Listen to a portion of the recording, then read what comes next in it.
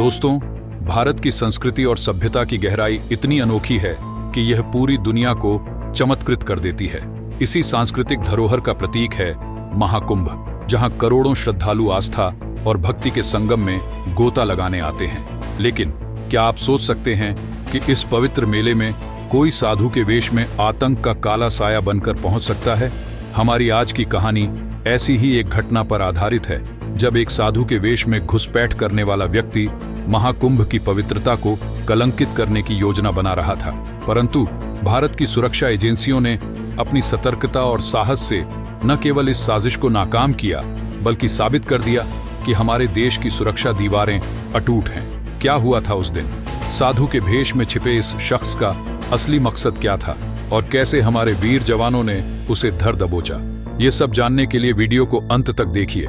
लेकिन वीडियो में आगे जाने से पहले अगर आप भी भारत की संस्कृति पर गर्व करते हैं तो वीडियो को लाइक करके कमेंट बॉक्स में जय हिंद जरूर लिखें। याद रहे, जय हिंद कहना हम सब के लिए गर्व की बात है। दोस्तों, महाकुंभ भारत का सबसे बड़ा धार्मिक समागम है जो करोड़ों श्रद्धालुओं को एक साथ लाता है। इस मेले में साधु संतों का एक अलग ही समूह होता है जो अपनी तपस्या और ज्ञान के लिए प्रसिद्ध हैं। लेकिन इसी भीड़ में कुछ ऐसे लोग भी होते हैं जो धर्म के नाम पर भोले भाले लोगों को ठगने की कोशिश करते हैं। यह मेला अपने आप में कई अद्भुत और अनोखी कहानियों को समेटे हुए है। हमारी कहानी महाकुंभ के एक ऐसे ही रहस्यमय और चौंकाने वाले दिन से शुरू होती है, जहां हजारों श्रद्धालु संगम में डुबकी लगा रहे थे और साधु संत अपने शिविरों में भजन कीर्तन कर रहे थे। हर तरफ श्रद्धा और भक्ति का माहौल था। इसी दौरान एक साधु ने भीड़ में एक अजीब व्यक्ति को देखा। वह व्यक्ति साधु के वेश में था, लेकिन उसकी आंखों में चालाकी झलक रही थी। असली साधु ने जब उसे करीब से देखा तो पाया कि उसकी जटाएं नकली थीं और उसके हाथों की माला भी कृत्रिम लग रही थी। साधु को समझ आ गया था कि यह व्यक्ति कोई साधारण साधु नहीं, बल्कि एक ठग है। साधु ने उस व्यक्ति से बात करने का फैसला किया। उसने पूछा, महाराज, आप कहाँ से आए हैं?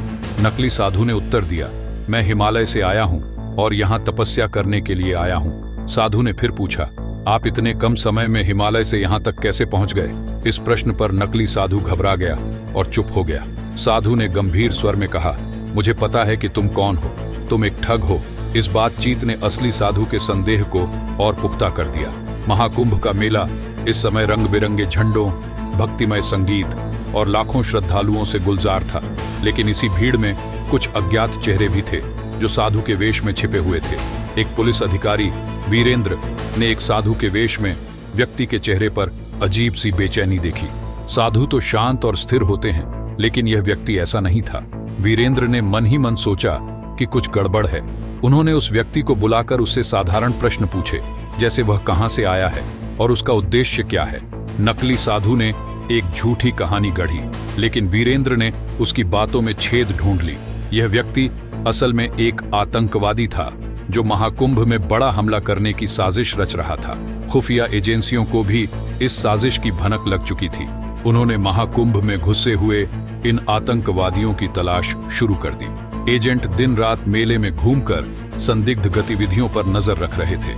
उनकी मेहनत रंग लाई और उन्हें कुछ संदिग्ध साधु मिले। इन संदिग्धों की गतिविधियों पर गहराई से नजर रखने के बाद एजेंसियों को पता चला कि ये साधु वास्तव में आतंकवादी हैं। उनका उद्देश्य महाकुंभ के भीड़-भाड़ वाले इलाके में बम विस्फोट करना था। जैसे ही इस जानकारी को पुलिस के साथ साझा किया गया, पुलिस ने एक विशेष ऑपरेशन की योजना बनाई। पुलिसकर्मियों ने साधु के वेश में घुसकर इन आतंकवादियों का पीछा करना शुरू किया।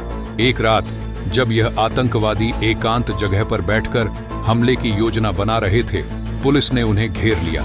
आतंकवादियों ने फायरिंग शुरू कर दी, लेकिन पुलिस ने बहादुरी से उनका सामना किया। मुठभेड़ में सभी आतंकवादियों को मार गिराया गया। इस घटना के बाद महाकुंभ की सुरक्षा और भी कड़ी कर दी गई।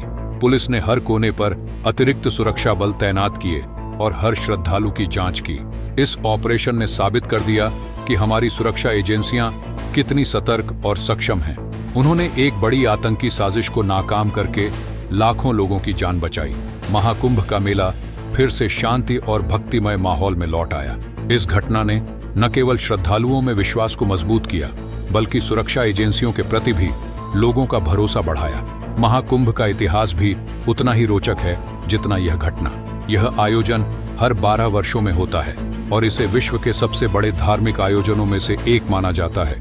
4 पवित्र स्थलों प्रयागराज, हरिद्वार, उज्जैन और नासिक में आयोजित होने वाला यह मेला भारत की सांस्कृतिक और धार्मिक विरासत को दर्शाता है। इतिहासकारों के अनुसार महाकुंभ की शुरुआत पौराणिक काल में हुई थी। समुद्र मंथन के दौरान अमृत कलश से कुछ बूंदें 4 स्थानों पर गिरीं और इन स्थानों पर कुंभ मेले का आयोजन होता है।